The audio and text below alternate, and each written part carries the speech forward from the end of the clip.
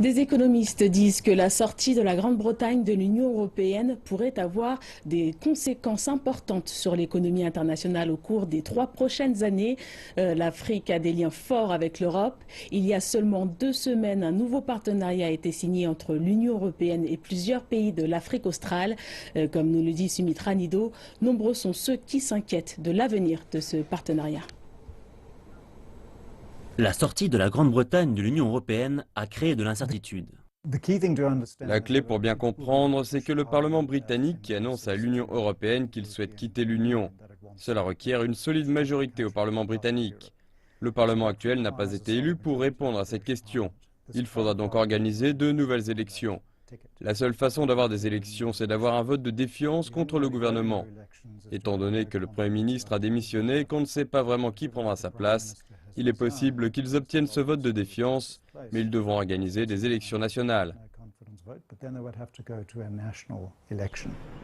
Les marchés mondiaux sont dans la tourmente. En Afrique, l'inquiétude se porte désormais sur les accords commerciaux qu'il faudra peut-être renégocier. Jusqu'à ce que la sortie soit conclue avec l'Union européenne, la Grande-Bretagne en restera membre. Donc elle sera en dehors du marché commun jusqu'à ce que le bouton de sortie soit enclenché. La prochaine question est donc de savoir ce qui remplace cela, et on parle ici d'au moins 3 ans avant que le bouton soit réellement enclenché. L'Afrique du Sud est le plus important partenaire commercial de l'Europe en Afrique.